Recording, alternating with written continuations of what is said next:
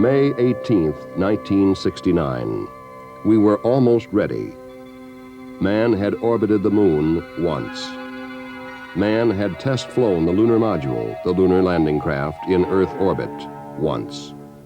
But before we would commit men to a lunar landing, there were still a number of things to be worked out. This was the mission of Apollo 10.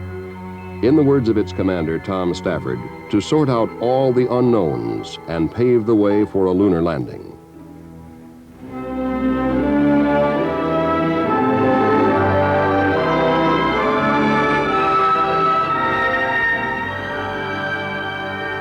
It was a veteran crew. Spacecraft Commander Tom Stafford had flown on Gemini 6 and 9. Lunar Module pilot Gene Cernan had flown with Stafford on Gemini 9. John Young had been on Gemini 3 and Gemini 10. They would face problems on Apollo 10, problems that would be solved for Apollo 11. Most would be minor, but they would be solved. Stafford, Young, Cernan. They brought to their mission enthusiasm, dedication, responsibility, even amazement. And through the means of color television, they took us with them as they played their part in man's greatest adventure. We are go for a mission to the moon at this time. Tom Stafford reports they are go. We're coming up in the 20-second mark. T-minus 20 seconds and counting. 17 seconds and counting. Guidance internal. 15, 14, 13, 12, 11, 10, 9. We have ignition sequence start.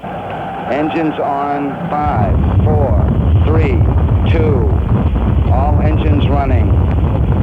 Launch commit. Liftoff. We have liftoff 49 minutes past the hour.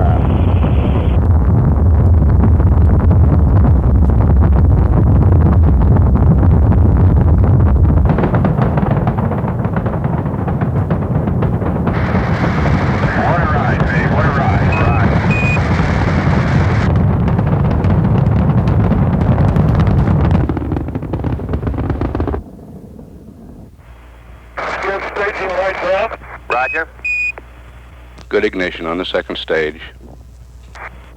Man, that staging was quite a sequence. Just like old times. It's beautiful out there. You guys sound ecstatic. Man, this is the greatest, Charlie. Apollo 10 was headed for its initial parking orbit around the Earth.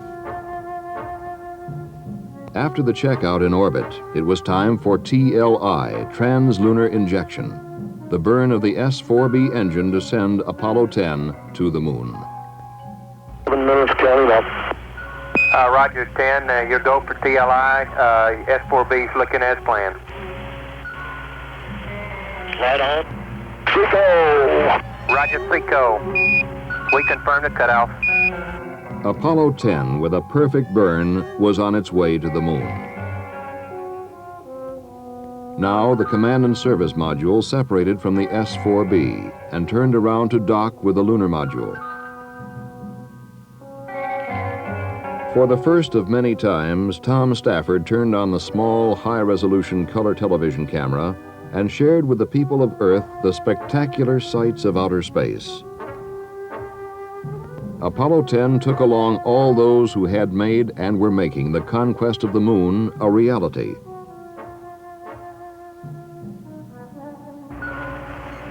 Charlie, we can't be more than about 5-10 feet away. Roger. 10, it's looking real stable to us. We show you closing slightly. Roger. Be docked in a second, I hope. Roger. 10, Houston, you're looking good. We can see the markings in the rendezvous with it. It looks like you just docked. Roger, we got a capture. You haven't fired yet. Roger. Snap, snap, and we're there. Got 2 grays. Roger. Just on the docket, Charlie. Gene, we can read the numbers on the LEM docking window. During the docking, Apollo 10 encountered its first problem. The mylar containing the insulation on the spacecraft hatches had broken, releasing a snowstorm of fiberglass in the zero gravity. And we're going to have a heck of a cleaning job here. They had insulation all in the seal, all in the valve, and it is really a heck of a mess up here. For Apollo 11, it would be fixed. Then we watched as they pulled free of the S-4B and got our first live color pictures of the blue planet Earth. Charlie, this is it's so hard to describe. You can go right up past Alaska and you can see the polar caps. It's incredible. Well, we see it all here, Gene. Its colors are really beautiful. That's great. And the blackest black that you ever could conceive is the setting for all this. Right. So Stafford, Young, and Cernan began their coast away from Earth, their speed continually dropping as the arms of Earth's gravity tried to pull them back. To control the temperature of the spacecraft, they performed a slow, steady rotation. Yeah, it sounds like shortly we'll soon be about 55,000 miles out, huh? Yeah, that's right. Sounds like a long way from home, Joe. It was time to continually check the trajectory and the spacecraft. The command module, call sign Charlie Brown, the lunar module, Snoopy. It was time for conversation, and it was time for showing the people at home on the Earth what space travel is like. And up here, for one time, you have your choice. If you don't like things right side up, you can go upside down. I just do whatever he says. Roger, down here. Okay, we got one of you in each direction. That's the only way to fly. Farther and farther from Earth, Stafford, Young, and Cernan flew on their wingless flight. Now, off the rotating home planet, day and night became only a progression of minutes as the spacecraft rotated at 3 revolutions an hour. We're about to finish that ambule thing, and we're going to psych out. Okay, and tomorrow we should be around the moon. Roger.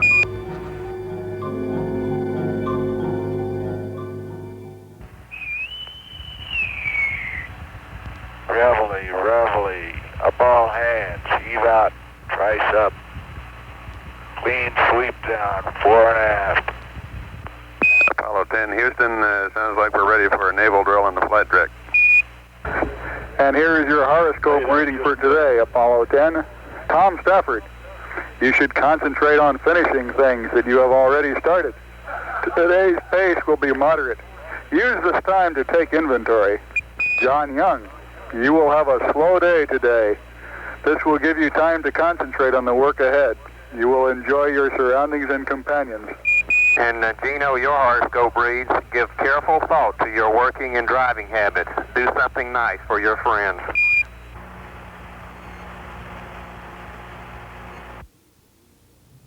The crew of Apollo 10 was getting ready for lunar orbit. Checklists gone over, clocks synchronized, computers updated. As the time for the lunar orbit insertion burn neared, the men in mission control concentrated on their displays. Houston, Apollo 10, just tried looking out as far as I can out of the top hatch window and still can't see the moon, but we'll take your word that it's there. Over. It's there plus 60 miles. No guarantee on that. Apollo 10, Houston, 2 minutes to LOS. Everybody here says Godspeed. Okay, and we'll see you right on the other side in orbit. Roger. LOS, loss of signal. The burn to place the spacecraft into lunar orbit would take place behind the moon, out of contact with Earth. Later, a second burn would make the orbit circular, 60 miles above the moon.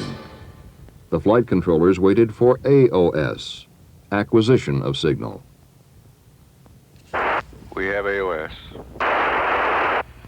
Hello, Apollo 10, Houston, over. Roger, Houston, Apollo 10, you can tell the world that we have arrived. How's the view, 10? Charlie, it might sound corny, but the view is really out of this world. For the second time, 3 Americans orbited the moon. The electronic senses of Miss Finn, the manned spaceflight network, followed their flight, measuring precisely their orbital path. Information vital to the success of the first manned landing.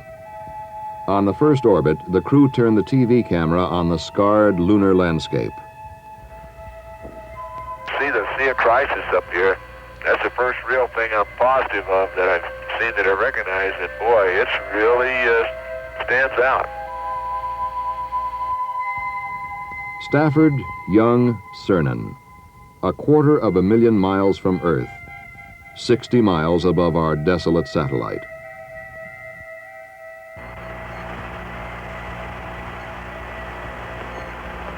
Boy, this is really a rugged planet. But also looking out at the horizon and some of the mountains we can see down here, that's going to be a real kick tomorrow down at 50,000 feet. Over. We copy that.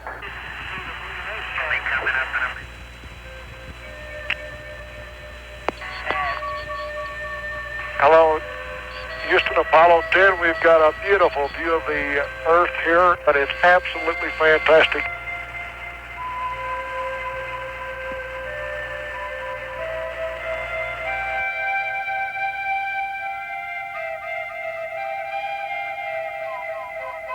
Now it was time for Lunar Module pilot Gene Cernan to crawl into the lunar module called Snoopy to check it out for the next day's descent. His evaluation?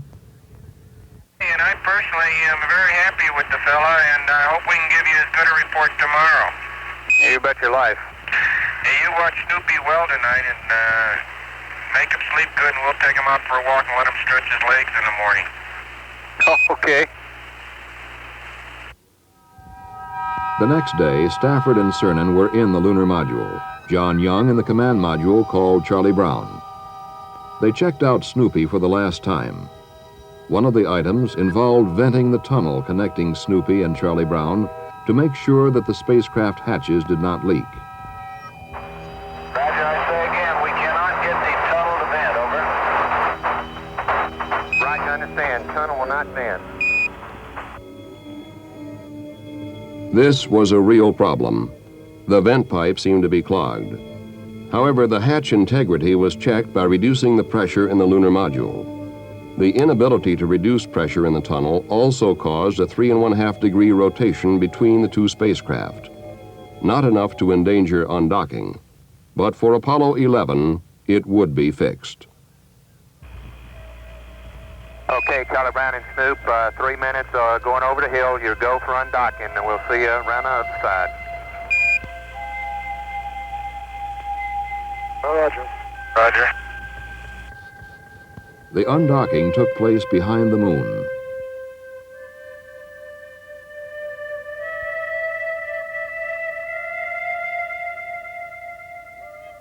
When contact was re-established, Snoopy and Charlie Brown were ready for the separation maneuver prior to descent.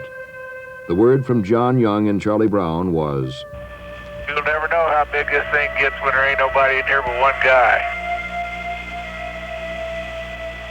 You'll never know how small it looks when you're as far away as we are." Hey, John, if you get a chance, you can turn on the radar transponder and we'll correlate the VHF ranging with it. Okay, my transponder is on. Transponder is on and the test switch is in operate. I should be getting a radar signal here, and I sure don't. an electronic piece of radar equipment in the command module was not functioning. Without it, there would be no rendezvous and no low-orbit descent in the lunar module to the moon. In mission control and in the two spacecraft, switch positions and procedures were rechecked. For the descent and subsequent rendezvous were the heart of the Apollo 10 mission. From mission control, one last-ditch instruction was sent up. Roger, how about trying to recycle the power switch, Charlie Brown? In the command module, Young turned the switch off, then on again. Hey, that did it, you guys. It's on. Hey, and I got signal straight though, buddy. What do you know about that? A little thing, a stuck switch, but for Apollo 11, it would be corrected. Okay, Jose, say adios, and we'll see you back in about 6 hours. Right. Have a good time while we're gone, babe. Yeah, don't get lonesome out there, John. And don't accept any TEI update.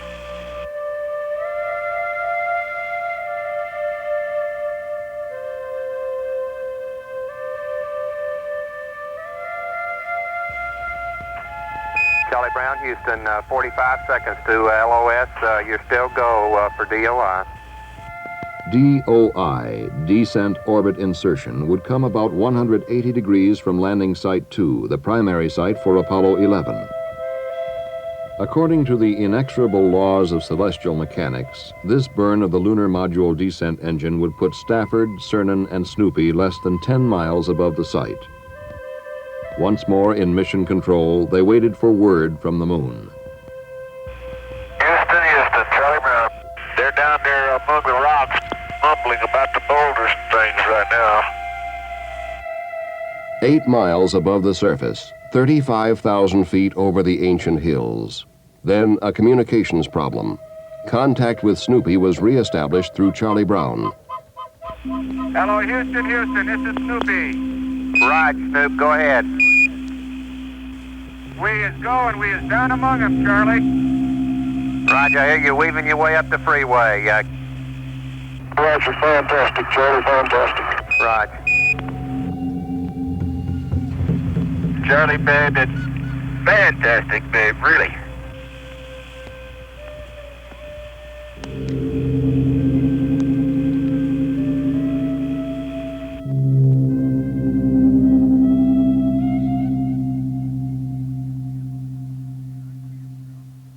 We just can't believe what we're seeing. I tell you, Joe, this satellite of ours, this moon of ours, had a rough beginning somewhere back there.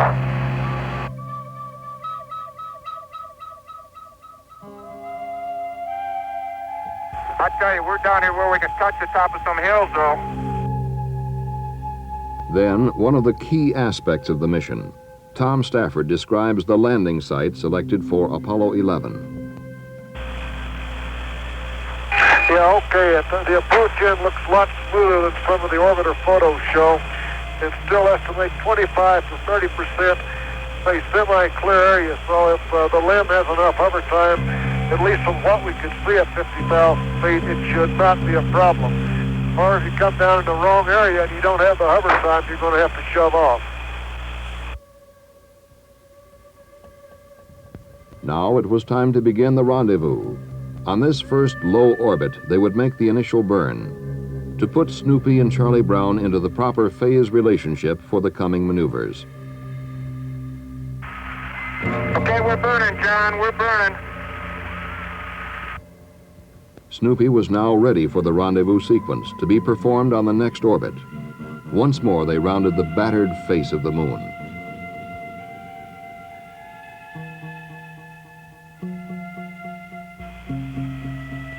Oh, Charlie, we just saw Earthrise, and it's got to be magnificent.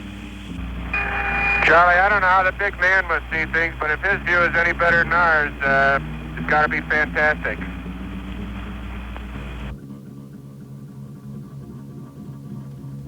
Before the actual rendezvous burns took place, the lunar module's ascent stage would have to be separated from the descent stage.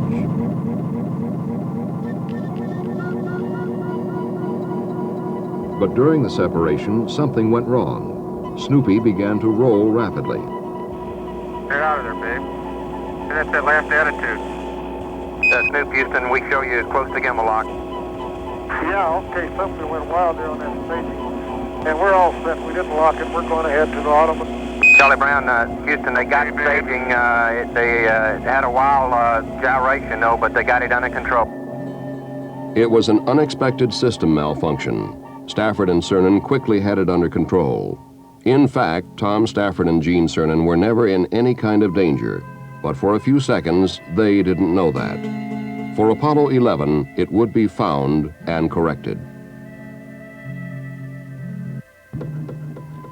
Now, the rendezvous sequence came step by step. It was old hat for the veteran crew. In Gemini, Stafford had flown 5 rendezvous, Cernan 4, and Young 3. So Snoopy rose up from the moon to join Charlie Brown. Hey, Joe, we're about ready to dock. Stand by. Okay, John, you're into about 5 feet, babe. Looking beautiful. Hello, yes, Snoopy and Charlie Brown are hugging each other. Roger that. We heard him down here. But the day was not over yet. They still had to prepare the ascent stage and command module for their final separation. We're all back in the command module. The tunnel's all locked up, and we're in attitude and standing by to step here when you give us the word. And we can go ahead and separate now, Charlie Brown. Okay, Houston, we'll give you a countdown. We're all set to go for 7. Give you a 5 count. 4, 3, 2, 1, fire. Dan, when he leaves, he leaves. Yeah, it was right into the sun, babe. Right into the sun. Actually, like Tom said, there's a lot of people who did a good job, and I tell you, these vehicles so far, that little Snoopy was a real winner. We concur. And Big Charlie Brown is no slouch either. The next day, Apollo 10 stayed in orbit around the moon. The orbital deviations of Apollo 10 were being determined with greater and greater precision. On board, there was more photography, more landmark tracking and navigation. With each revolution, the figures were being pinned down closer and closer in preparation for the arrival of Apollo 11. Joe, Jack Smith, there's some very interesting looking things that sort of look like volcanoes. There's one on the backside that if it was in a different setting, you could call it Mount Fujiyama. I saw.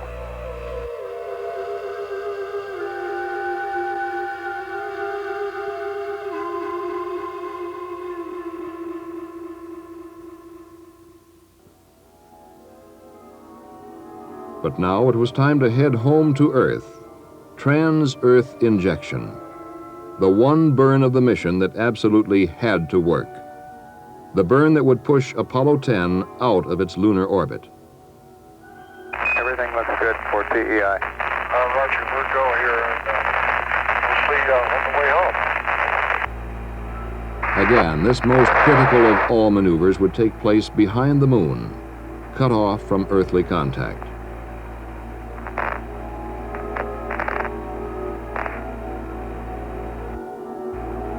Roger, Houston, we are returning to the Earth. Over. Glad to have you on the way back home, 10. For the last time, Apollo 10 watched the sapphire called Earth rise over a stark lunar horizon. And as they had throughout the mission, Stafford, Young, and Cernan shared with us the sights and feelings of their voyage through color television. You guys are really hauling the mail out of there. Oh, you better believe it. It's like we're climbing straight out, Joe. It's a fantastic sight, just like we were shot straight out from the center of the moon. You're going about 6,000 feet a second.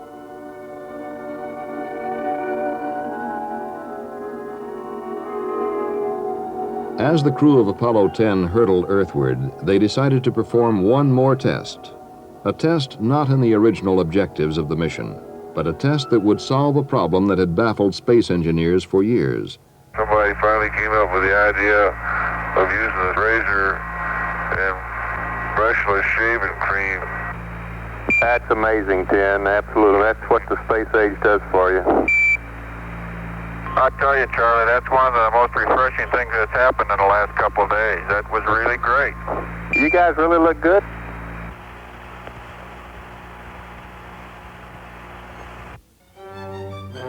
Down from the moon toward the coast of Earth, Apollo 10 sped on its incandescent path, toward its dawn rendezvous at sea.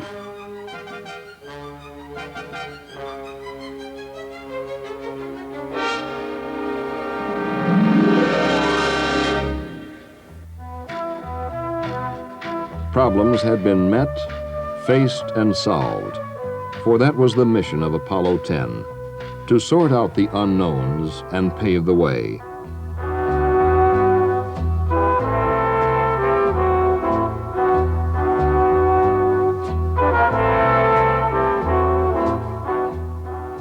But as the men of Apollo 10 were reunited with their families and friends, attention was already turning elsewhere. Apollo 11 had been rolled out to its launch pad even before Apollo 10 had entered orbit about the moon. Now it stood, pointed toward a distant lunar sea. How much we're going to progress in the future is left to your imagination. But if we harness our energies and keep our perspectives right, the goals are unlimited.